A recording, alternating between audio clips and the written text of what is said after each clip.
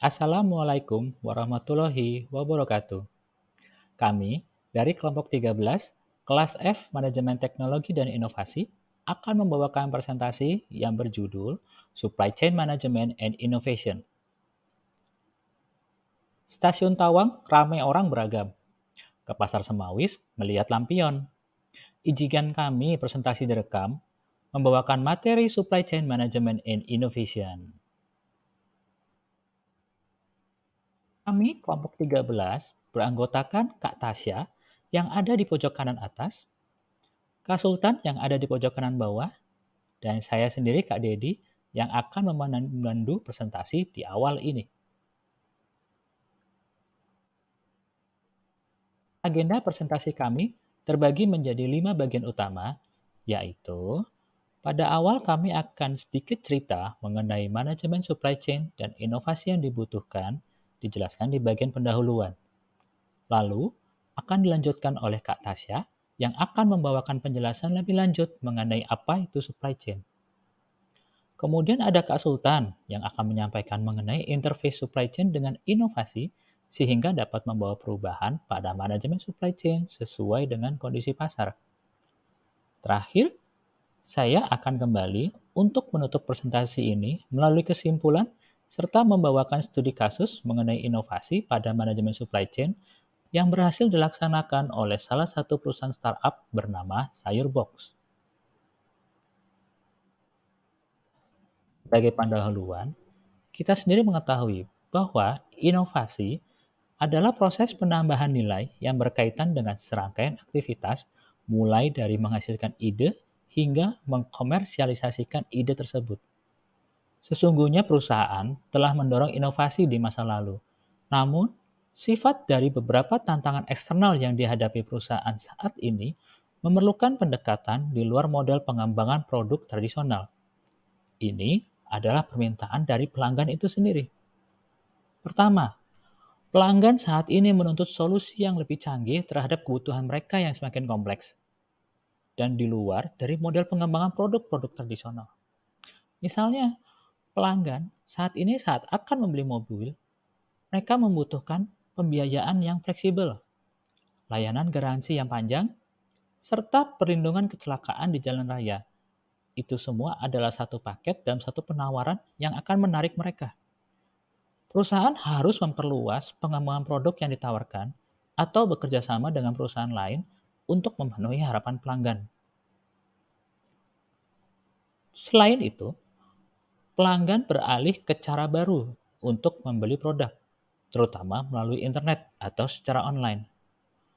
Pelanggan semakin banyak menggunakan internet untuk menentukan produk yang mereka perlukan dan mengatur cara pengirimannya. Saat ini, sudah banyak e-commerce yang beredar, sehingga pelanggan tidak perlu lagi pergi ke toko dan cukup melakukan pembelian secara online. Yang terakhir, pelanggan juga menuntut harga yang lebih rendah, terutama ketika ada peningkatan akses terhadap persaingan global. Seseorang hanya perlu mengakses situs e-commerce, kemudian mencari produk yang mereka butuhkan, membandingkan harga di antara banyak pemasok dalam sekejap, kemudian memilih harga yang paling murah. Semua faktor ini memberikan dampak yang merugikan bagi perusahaan, karena akan muncul biaya pengembangan yang meningkat seiring dengan meningkatnya kompleksitas produk. Kemudian siklus hidup produk akan menyusut, serta dibutuhkan solusi yang kompetitif yang harus tersedia lebih cepat. Satu-satunya cara untuk mengatasi masalah ini secara bersamaan adalah dengan menyelaraskan produk dan permintaan akan produk tersebut secara efektif melalui konfigurasi manajemen supply chain yang harus diselaraskan secara lebih efektif dengan manajemen inovasi.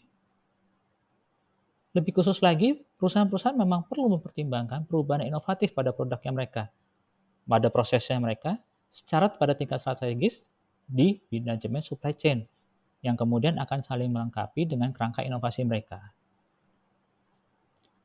Dengan demikian, mereka dapat menciptakan sebuah inovasi pada manajemen supply chain dalam bentuk keterlibatan pemasok lebih awal dalam proses inovasi untuk merancang bersama-sama atau menyediakan solusi yang dibutuhkan bagi perusahaan agar menciptakan daya kompetensi yang kuat. Kemudian juga akan ada usaha kolaboratif dan simbiosis dengan perusahaan lain untuk menyediakan komponen solusi penting atau untuk memperluas cakupan solusi sehingga memberikan value added kepada pelanggan. Dan yang terakhir, dengan adanya integrasi teknologi yang efisien, maka dapat mempercepat proses dan aliran informasi di seluruh supply chain antara pelanggan dan pemasok dengan cara dapat mengurangi waktu siklus, pengurangan biaya, dan meningkatkan fleksibilitas. Dengan cara ini, maka semua proporsi nilai tambahan yang ditawarkan pada pelanggan di luar dari solusi dasar yang ditawarkan. Pengadaan komponen solusi setelah pada perilisan awal akan mengurangi biaya serta memperluas fungsionalitas. Baiklah, selanjutnya materi akan dilanjutkan oleh Kak Tasya.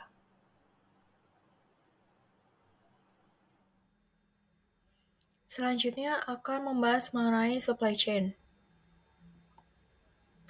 Supply chain sebagai proses yang terlibat dalam produksi dan pengiriman barang atau jasa kepada pelanggan yang mencakup aktivitas seperti sumber bahan, produksi, penjadwalan, dan arus informasi. Selanjutnya, pada gambar 13.1, the generic supply chain model. Terdapat sejumlah peran khusus yang dimainkan oleh berbagai organisasi.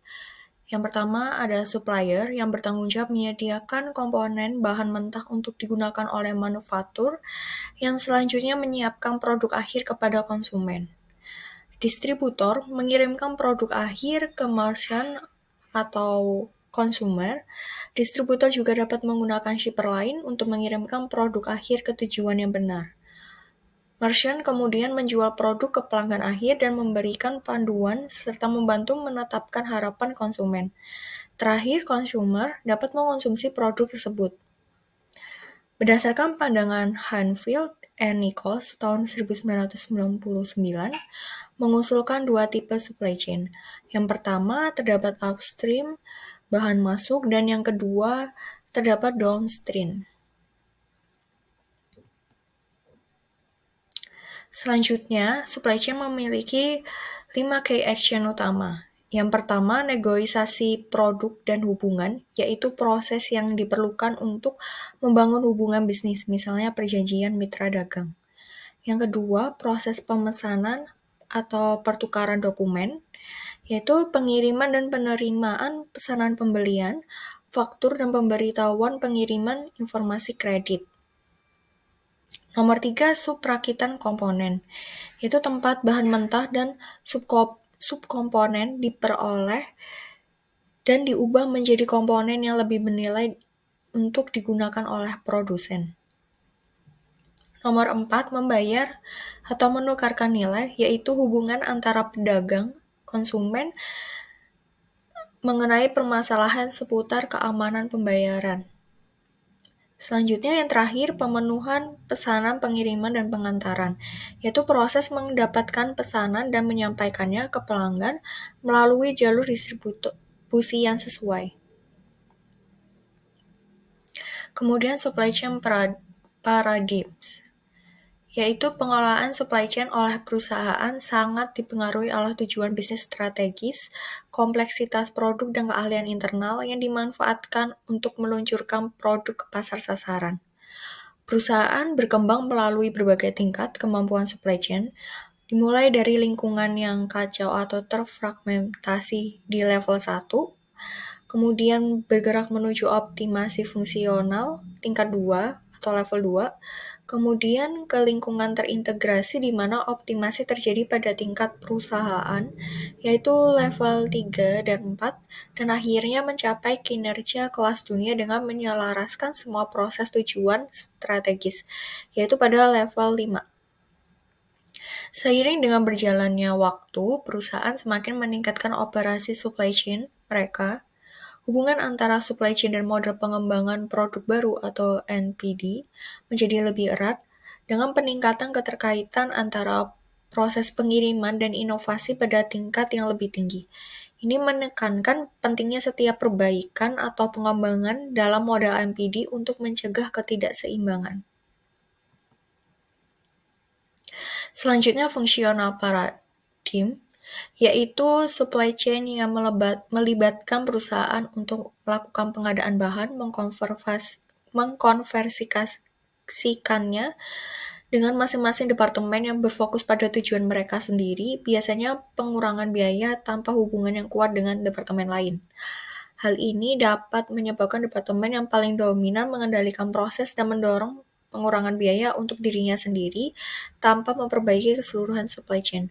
Dari perspektif ini, konfigurasi supply chain berfokus pada pengadaan komponen dan bahan dengan biaya serendah mungkin untuk pengembangan awal dan operasi manufaktur. Selanjutnya ada procurement paradigm, yaitu berfokus pada pengadaan yang sistematis dan terencana, penyaringan vendor dan pembelian yang dikelola untuk menciptakan efisiensi. Pada gambar 13.3, dilihat bahwa kelebihan suatu pendekatan mencerminkan kelemahan pendekatan lainnya. Setiap elemen perlu dipertimbangkan secara hati-hati sebelum suatu pendekatan diadopsi. Perusahaan yang berusaha memperkecil basis pemasok umumnya mendominasi pemasok, dan setiap negosiasi kemitraan terfokus pada penurunan harga. Seringkali dengan cara mengalihkan keuntungan dari suatu perusahaan ke perusahaan lain. Paradigma ini memberikan perluasan kemampuan pengurangan biaya bagi tim NPD dengan cara yang melampaui batas-batas fungsional internal. Selanjutnya ada logistic and transportation paradigm, yaitu jalur fisik yang dilalui untuk menghubungkan pabrik, gudang, kantor penjualan, dan pusat distribusi melalui jaringan transportasi yang komprehensif. Tujuan utamanya adalah untuk meminimalkan pengeluaran terkait logistik seperti biaya transportasi. Kemudian ada information paradigm. Tujuannya untuk mengurangi biaya yang terkait dengan pemrosesan informasi dan mempersingkat waktu siklus secara signifikan dengan penekanan kuat pada keakuratan data. Dua aspek penting mendefinisikan manajemen rantai pasokan berbasis ATI, yaitu komunikasi informasi dan arsitektur aplikasi. Selanjutnya, strategic paradigm, di mana strategik ini merupakan hal penting untuk menyelaraskan rantai pasokan dengan tujuan strategis perusahaan dibandingkan hanya berfokus pada efisiensi biaya. Selain itu, perlunya mempertimbangkan karakteristik pasar produk dan kemampuan supply chain ketika mengembangkan strategi supply chain. Pada gambar 13.4 dan 13.5, mengkategorikan produk berdasarkan posisi pasarnya dan membahas persyaratan supply chain yang sesuai untuk setiap kategorinya. Hal ini menyoroti pentingnya menyelaraskan supply chain dengan kebutuhan pasar untuk memaksimalkan profitabilitas dan memperpanjang pendapatan siklus hidup produk.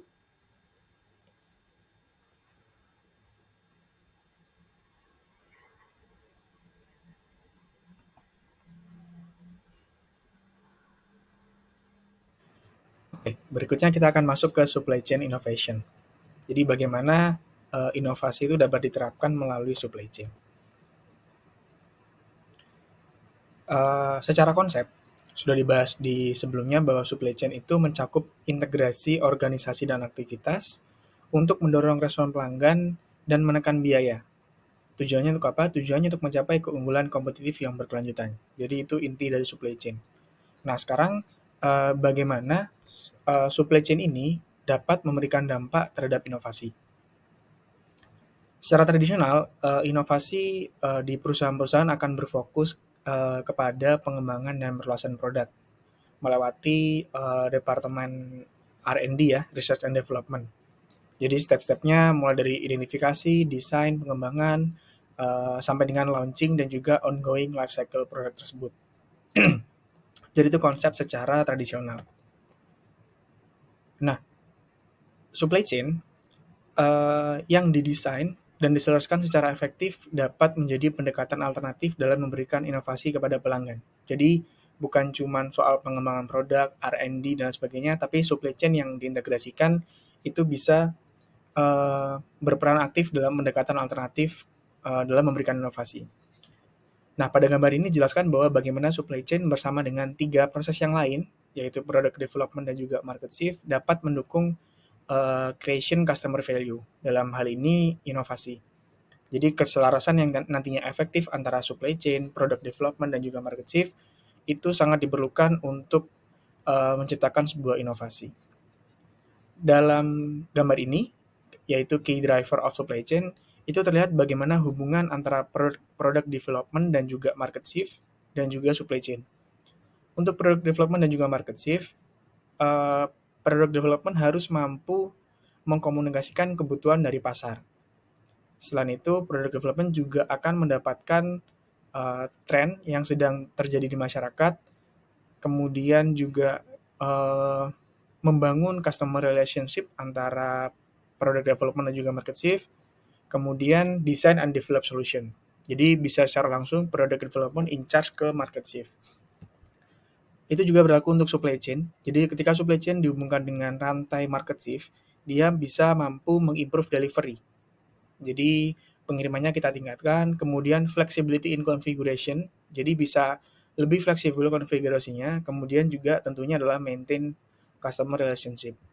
Nah, untuk product development dan supply chain, yang diintegrasikan itu bisa meminimalisir cost, kemudian bisa juga ngebuat atau build supplier relationship, dan juga mengambil komponen-komponen yang akan dijadikan dalam product development. Jadi ketiga kunci ini ketika diintegrasikan itu juga mampu memberikan inovasi kepada pelanggan. Nah, untuk menciptakan inovasi, khususnya untuk produk yang kompleks, itu sering diperlukan integrasi dari make-buy decision. Jadi apa itu teori make-buy? Teori make-buy itu merupakan suatu keputusan strategis yang dimana dia mempunyai implikasi untuk keseluruhan strategi perusahaan. Nah, dalam keputusan ini atau make-buy decision ini, dianalisa apakah nantinya pekerjaan itu dilakukan oleh sumber daya internal atau yang artinya make, atau mengontrak ke pihak luar atau buy. Jadi bisa dari dua sisi ya, bisa dari segi knowledge, pengetahuan, atau juga segi base produknya. Nah, si teori make-buy ini bisa ditempatkan di beberapa proses. Contohnya misalkan ketika kita menganalisa NPD atau New Product Development. Untuk memberikan support awal, buy decision perlu dilakukan untuk semisal kita membutuhkan knowledge. Jadi misalkan internal kita belum terlalu paham untuk produk baru tersebut, kemudian kita akan buy knowledge dari pihak luar. Selain itu, after initial release juga bisa dipakai. Itu tujuannya untuk mengurangi cost dan memperpanjang life cycle revenue. Seperti itu. Nah, berikutnya ini gambaran untuk bagaimana new product development dan juga supply chain enabler. Nah, untuk new product development, khususnya proses mulai dari pre-concept, concept, dan plan, supply chain bisa dimanfaatkan. Yaitu contohnya adalah early sourcing of key component. Jadi key component yang belum bisa kita dapatkan, itu bisa kita outsourcing-kan atau kita ambil dari pihak luar dengan menggunakan supply chain. Kemudian di tahap ini juga bisa dimanfaatkan knowledge supplier ketika kita mendesain sebuah produk baru. Dan yang pastinya terakhir kita bisa juga untuk sourcing new partner atau merger atau akuisisi ketika tahap ini. Nah, ketika tahap develop, deploy, dan life cycle, supply chain juga bisa kita gunakan untuk bagaimana kita mendrive sebuah komponen dan juga mengurangi cost reduction. Jadi dengan supply chain yang bagus, kita bisa memanage komponen-komponennya dan juga mengurangi cost dari produknya. Seperti itu. Nah, perusahaan semakin dituntut untuk memberikan teknologi dan kualitas terbaik ke dalam produk mereka. Namun, sayangnya jarang sekali perusahaan dapat melakukan hal tersebut di dalam internal R&D. Apalagi jika produknya adalah produk yang kompleks atau menggunakan teknologi baru. Nah, ketika perusahaan menggunakan internal R&D, maka akan terjadi peningkatan biaya dan kompleksitas. Oleh karena itu, perlu buy decision di sini untuk perusahaan mencari solusi internal. Jadi untuk mengurangi biayanya. Nah, saat mengambil make buy decision, perusahaan perlu mempertimbangkan konsekuensi dengan cermat. Nah, berikut adalah beberapa plus minus dari ketika kita menggunakan make buy decision. Untuk make, positifnya adalah memungkinkan perusahaan untuk mengambil kontrol sepenuhnya. Karena memang nantinya kita tidak mengambil atau menggunakan campur tangan pihak luar, sehingga kita bisa mengambil kontrol sepenuhnya. memungkinkan perusahaan juga untuk mendominasi pasar karena R&D kita berasal dari internal. Jadi kita bisa menguasai atau mendominasi pasar. Tapi negatifnya adalah biasanya menimbulkan biaya yang signifikan, khususnya untuk produk-produk yang kompleks dengan teknologi baru. Ketika kita memaksakan untuk tetap menggunakan make decision, itu biayanya pasti tinggi, karena kita perlu research dan lain sebagainya. Kemudian keuntungan dari buy decision adalah yang pertama jelas mengurangi biaya.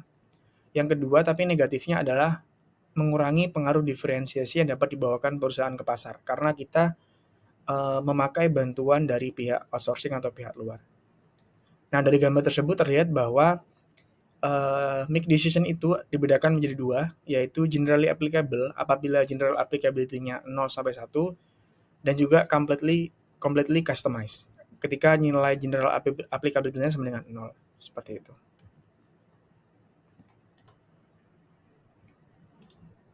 Nah, berikutnya, tabel berikut menunjukkan konsekuensi yang didapatkan oleh pembeli ketika memutuskan untuk make buy decision. Nah, saya ambil contoh dari tabel ini, misalkan kita memilih untuk buy decision.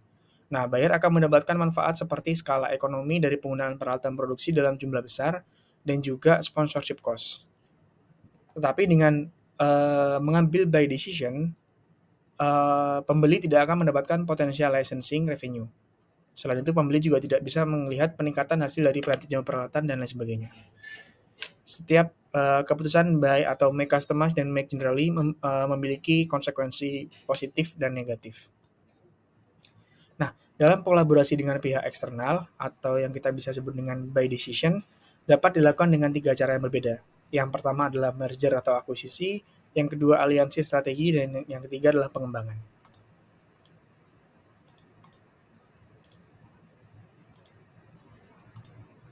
Oke, berikutnya kita masuk ke salah satu buy decision, yaitu komponen sourcing. Jadi kita mensupport komponen dari purchasing function.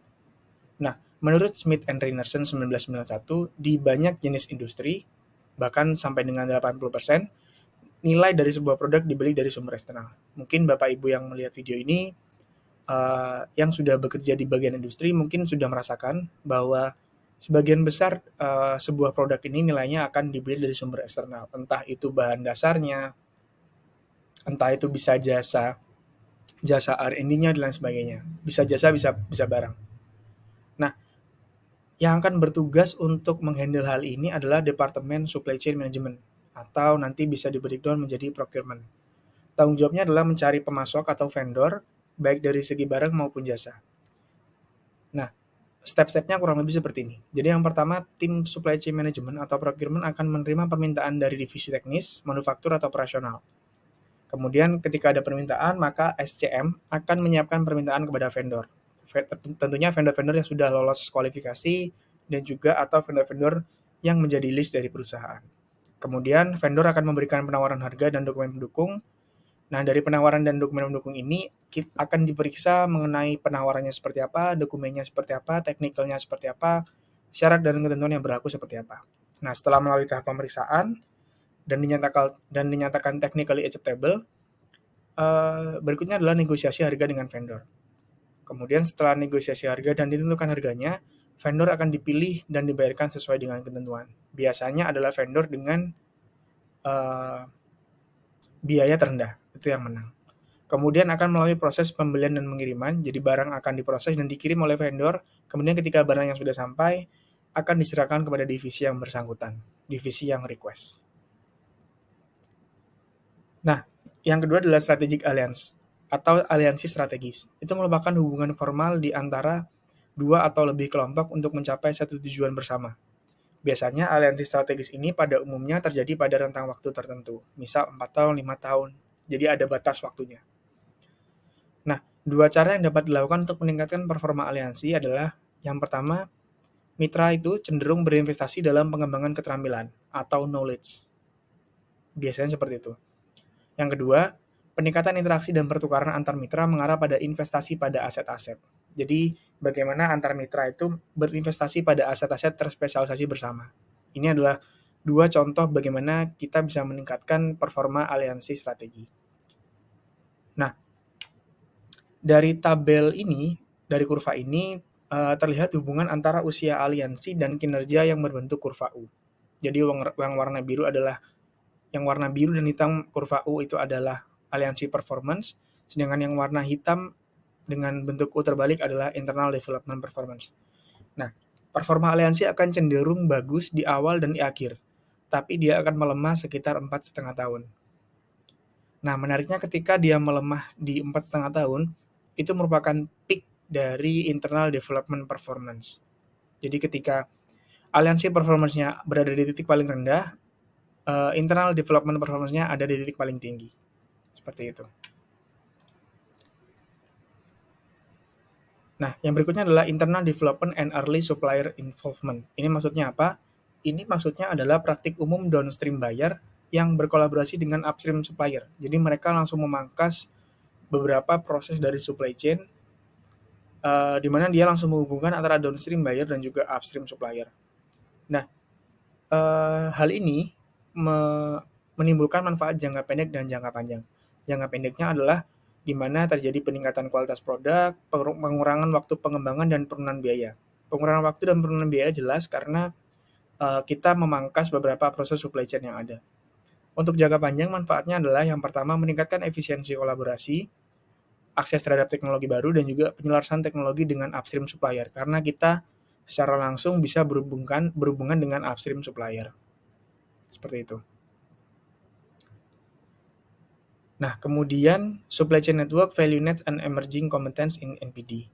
Nah, secara tradisional, tujuan dari supply chain itu adalah untuk mendorong efisiensi biaya.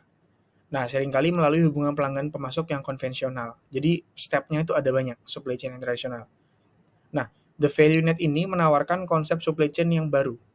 Nah, 5 elemen keunggulan value net ini dibandingkan dengan traditional supply chain. Yang pertama, keselarasan yang kuat dengan pelanggan. Karena semua komponen di sini bisa berinteraksi langsung dengan pelanggan. Mulai dari kompetitor, company, komplement, sampai dengan supplier. Berikutnya, pembagian tugas secara sistematis kepada mitra. Karena lagi-lagi terlihat sekali hubungan yang jelas antara beberapa komponen tersebut. Kemudian, kemampuan untuk mendesain ulang dan menskalakan ulang jaringan dengan cepat jika terjadi perubahan pasar. Karena semua komponen bisa langsung connect ke pasar atau customer. Arus informasi yang cepat juga menjadi keuntungan karena siklusnya banyak dipotong, jadi tidak selama supply chain tradisional.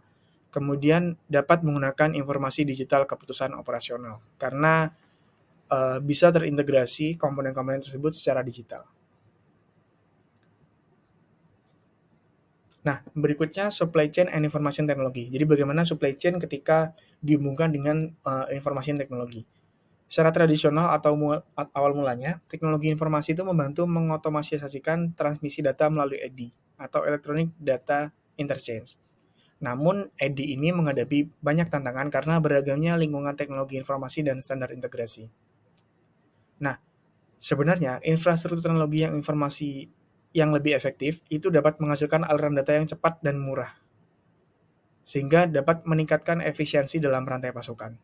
Jadi sebenarnya TI atau teknologi informasi ini jika dikelola dengan baik itu dapat sangat membantu terhadap peningkatan efisiensi dalam rantai pasokan. Nah, teknologi informasi itu memungkinkan pembentukan tim virtual di seluruh rantai pasokan. Jadi bisa dilihat dari bagian supply chain, itu banyak sekali teknologi informasi yang bisa diterapkan untuk menghadapi atau mengatasi hambatan bersama. Nah, sistem yang terintegrasi ini memungkinkan para insinyur untuk memvalidasi desain dengan pemasok potensial, sehingga memfasilitasi pengadaan komponen. Nah, secara keseluruhan, penggunaan teknologi informasi yang efektif ini dalam operasi supply chain, selain meningkatkan efisiensi, dia juga mendorong inovasi dan kolaborasi, khususnya dalam hal digital. Nah, contoh dari penerapan teknologi informasi itu ada banyak, ada ERP, PDM, SCE, WMS, dan sebagainya. Nanti kita akan bahas di belakang. Nah, untuk ERP adalah Enterprise Resource Planning, itu merupakan suatu model sistem informasi yang memungkinkan organisasi untuk mengotomasi dan mengintegrasikan proses-proses bisnis utamanya. Jadi proses-proses bisnis ini bisa didesain dan bisa dimodelkan di ERP. Kemudian contoh yang kedua adalah PDM atau Product Data Management. Ini adalah software yang menyediakan dan mempermudah akses data yang berhubungan dengan produk dan proses. Jadi kita bisa melihat langsung life cycle produk tersebut. Berikutnya adalah SCE atau Supply Chain Execution. Teknologi ini dapat membantu melaksanakan transaksi yang berkaitan dengan manajemen gudang, manajemen transportasi, logistik, dan distribusi. Jadi bagaimana supply chain bisa dieksekusi. Berikutnya adalah WMS atau Warehouse Management System. Ini akan berkaitan dengan pengendalian dan pergerakan material yang efisien dan cepat berhubungan dengan warehouse. Berikutnya adalah MES, Manufacturing Execution System. Ini berfungsi sebagai kontrol pemantauan dan pelaporan proses di pabrik. Misalnya, kita punya data pelacakan tenaga kerja, ada pelaporan produksi, ada manajemen produk, alur kerja, dan lain sebagainya. Itu bisa kita pantau di Manufacturing Execution System. Berikutnya adalah CMMS atau Computerized Maintenance Management System. Ini akan berhubungan dengan pengendalian maintenance dan juga pelacakan peralatan.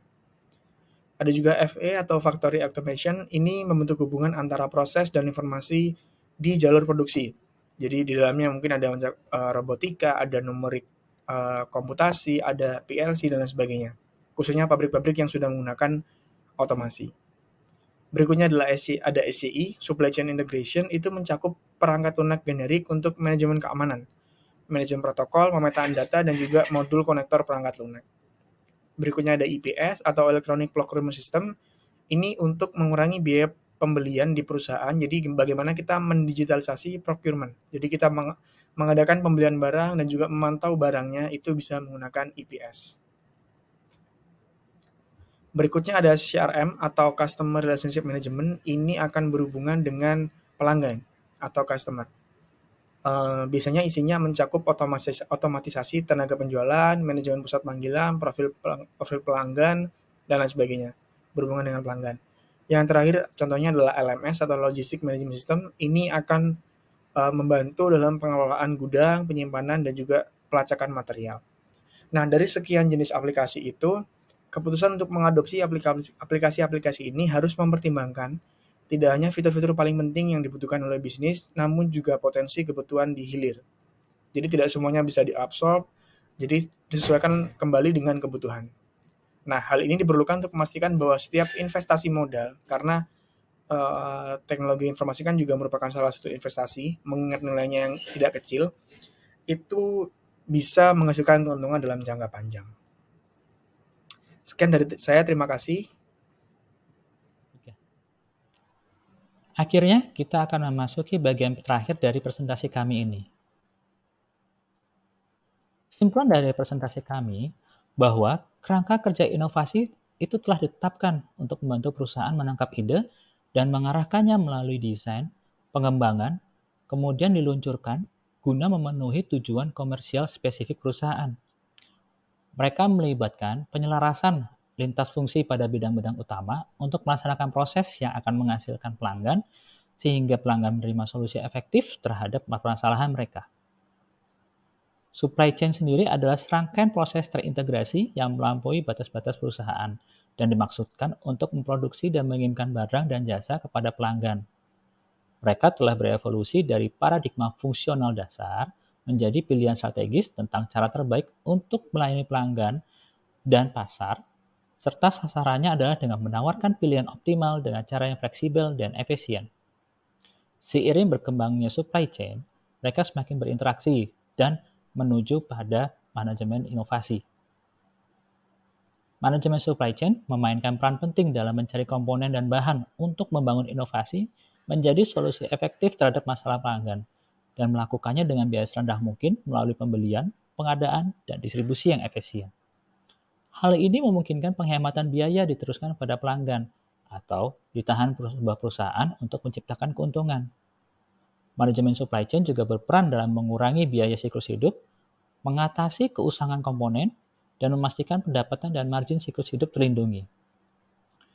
Dari sumber sederhana dan penyediaan komponen, manajemen supply chain dapat diperluas hingga mencakup keterlibatan awal pemasok dalam upaya desain. Dengan cara ini, keahlian khusus dapat diperkenalkan pada tahap awal inovasi sedemikian rupa sehingga menghasilkan solusi inovasi yang optimal dan memberikan pertukaran pengetahuan yang efektif di antara para pesaingnya. Hubungan dengan pemasok dapat melampaui keterlibatan signifikan ini ke tingkatan yang lebih strategis, di mana sinergi dan simbiosis mendorong tujuan bersama antara perusahaan dan pemasok. Manajemen supply chain adalah kunci dalam mendorong operasional yang lebih efektif dengan menyederhanakan proses di banyak fungsi dan diintegrasikannya melalui sistem IT yang efektif.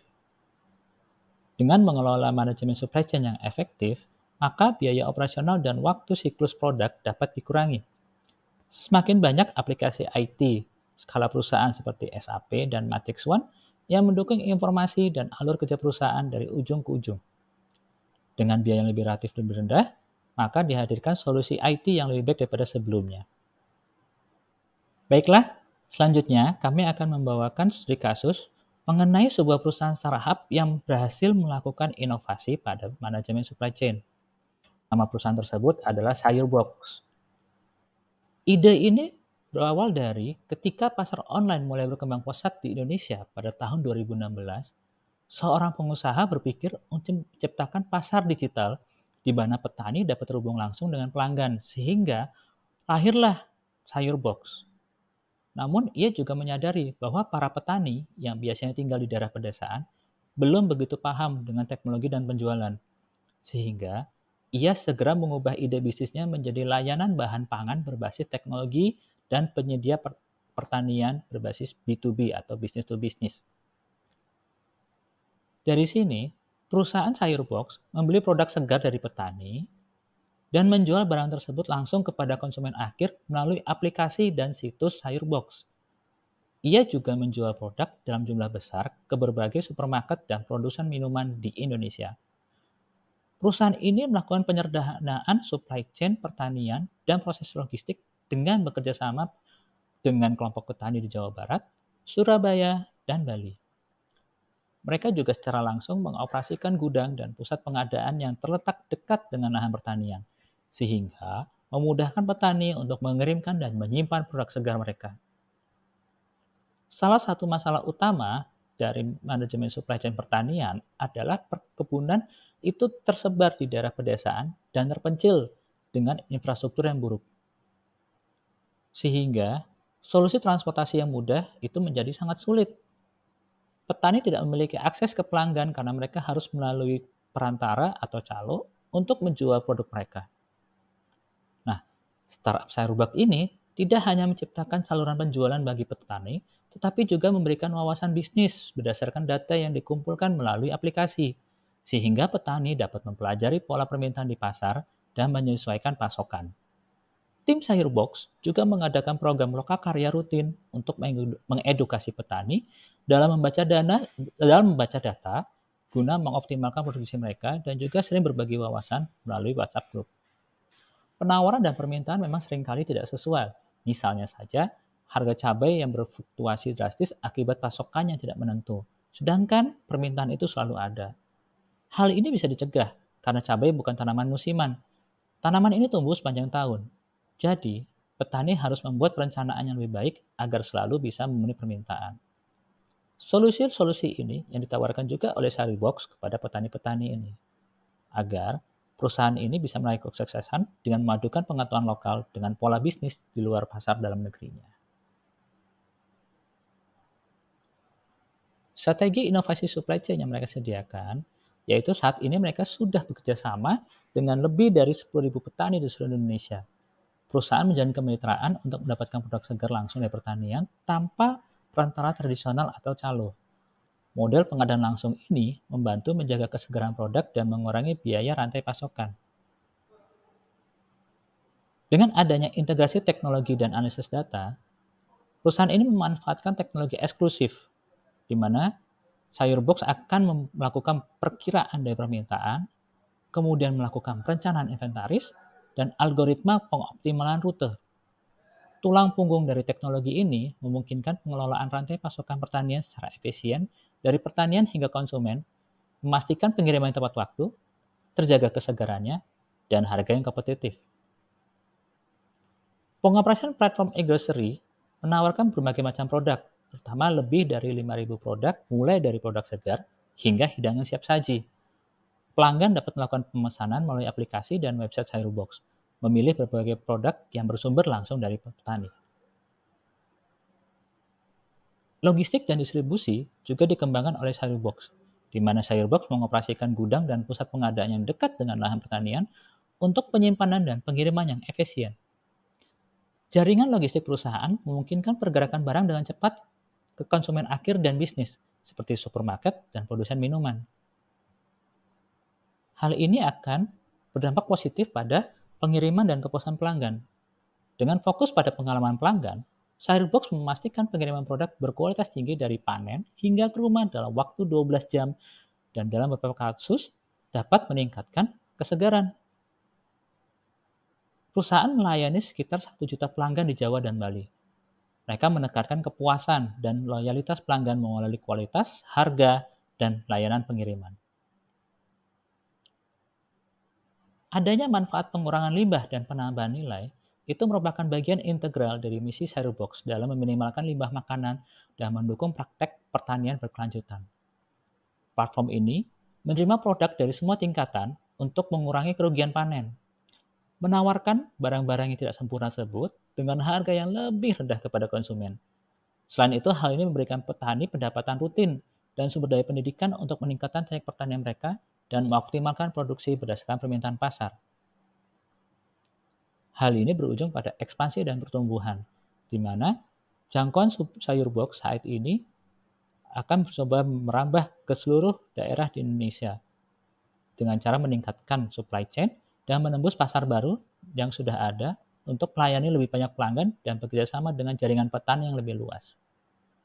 Alur bisnis Sayurbox ini menggambarkan pendekatan komprehensif untuk memodernisasi manajemen supply chain pada bidang pertanian, menekankan keberlanjutan, efisiensi, dan akses pasar langsung bagi petani sekaligus memberikan nilai kepada konsumen dan dunia usaha. Sumber dari presentasi kami bisa dilihat pada link berikut. Sekian presentasi dari kelompok 13. Atas segala kekurangannya, kami mohon maaf. Wabillahi taufiq wal hidayah. Wassalamualaikum warahmatullahi wabarakatuh.